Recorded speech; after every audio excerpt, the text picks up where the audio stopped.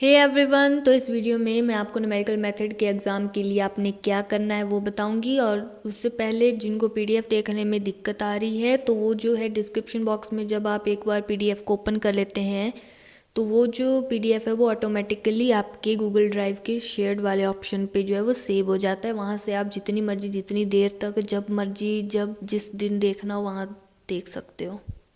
ये रहा आपका न्यूमेरिकल मेथड का सिलेबस। चैप्टर इसके 6 हैं। ये जो सब्जेक्ट है ये और मैथ के सब्जेक्ट से बड़ा डिफरेंट है, क्योंकि इसमें जो क्वेश्चन पेपर में आपको जो क्वेश्चन है वो बड़ा डिफरेंट आएगा।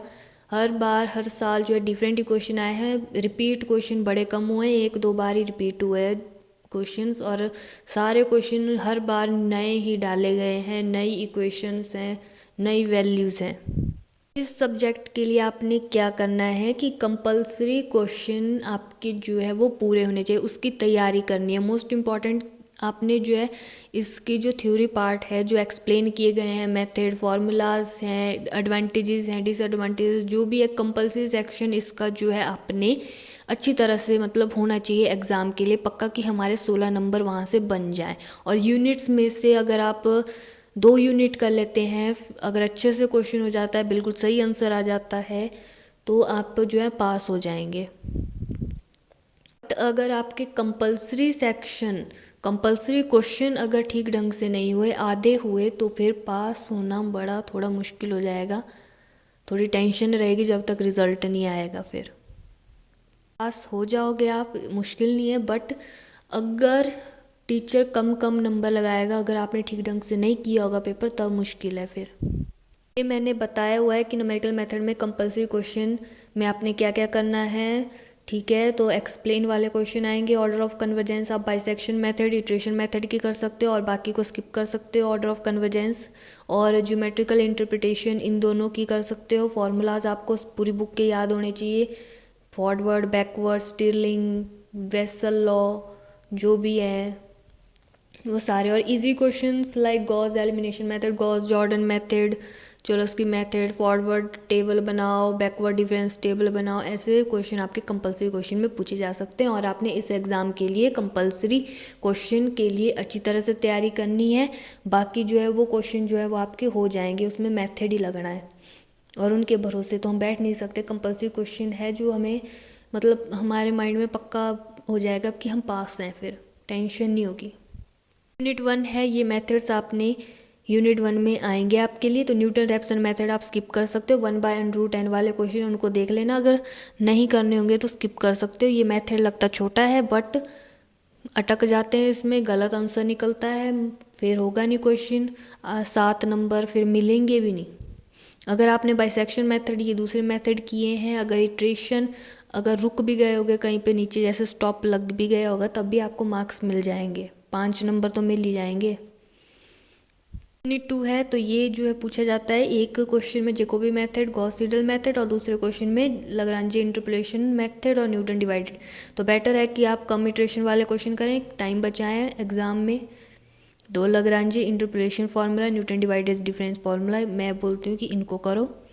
जैकोबी मेथड करना होगा जिन्होंने, गॉस सीडल मेथड जिनकी प्रैक्टिस है अच्छी, वो उनको कर सकते हैं, आपकी मर्जी है फिर। बट बेटर है कि आप कम इटरेशन वाले क्वेश्चन करें, और क्योंकि 3 घंटे हैं, फर्स्ट यूनिट में भी इटरेशन है, फिर सेकंड यूनिट में भी आप इटरेशन करोगे, बड़ा टाइम लगेगा, आधा पेपर रह जाएगा।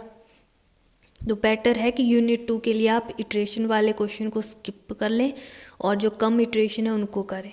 यूनिट 1 के लिए आप इटरेशन वाले मेथड हैं, बाइसेक्शन मेथड इजी वाले, उनको करना है। मतलब लॉन्ग बाइसेक्शन मेथड में 14-15 इटरेशन है, बट उसमें जो है आंसर निकलने के चांसेस, अगर आपका आंसर करेक्ट हो गया तो आपको 7 नंबर मिल जाएंगे। अगर आपने कंपलसरी सेक्शन में से भी अगर पूरा कंपलसरी सेक्शन कर लिया है और वो क्वेश्चन ठीक हो गया, 7 नंबर उसमें ऐड कर दो, फिर कुछ क्वेश्चन के कर दो ऐड, अगर गलत भी होंगे जैसा ही होंगे पास हो जाओगे। फिर हमारे लिए मोस्ट इम्पॉर्टेंट है पास होना और अच्छे मार्क्स से पास होना। यूनिट 3 में आपका 3rd चैप्टर से भी और 4th चैप्टर के भी हैं, तो आप देख लेना 3rd चैप्टर वाला 4th चैप्टर वाला कौन सा करना है। आपने सारे भी कर सकते हो, बस फॉर्मूला लगना है, आपको मेथड पता होने चाहिए। में पता क्या होता है, इसमें बोला नहीं होता कि भाई यूजिंग दिस मेथड, जो 2022 का उसमें बोला ही नहीं गया भाई ये वाला मेथड यूज़ करो। आपको खुद पता होना चाहिए डिफरेंस भी। ये थर्ड चैप्टर के क्वेश्चन है और ये 4th चैप्टर के क्वेश्चन है। सब्जेक्ट की आपको मेथड्स की नॉलेज होनी चाहिए। इक्वेशन कुछ भी आ सकती है पेपर में, कोई भी क्वेश्चन आ सकता है। यूनिट 4 है तो आप इन 4 मेथड को कर दो। Trapezoidal rule, Simpson 1/3 rule, Simpson 3/8 URLs method, ये 4 कर दो। और भी मेथड है बट वो सिलेबस में है नहीं। अगर टीचर डाल देता है तो वो टीचर उसको कुछ पता सता नहीं होगा, उसने सिलेबस ही नहीं देखा होगा। तो ये मेथड है, इनको ही करो।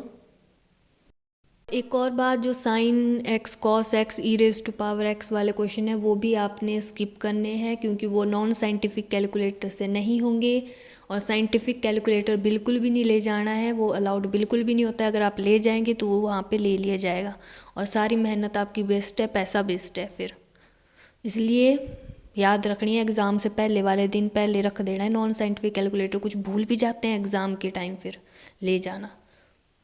इसीलिए नॉन साइंटिफिक कैलकुलेटर जो है आपने लेके जाना है। और मैंने जो है जो प्रीवियस 2020, 19 एक्सेट्रा जो भी हैं पुराने साल के क्वेश्चन पेपर में जो आए क्वेश्चन है उनकी PDF chapter wise description box में होंगे, वहाँ से आपको जो है थोड़ा मतलब आप उनकी प्रैक्टिस कर लेना।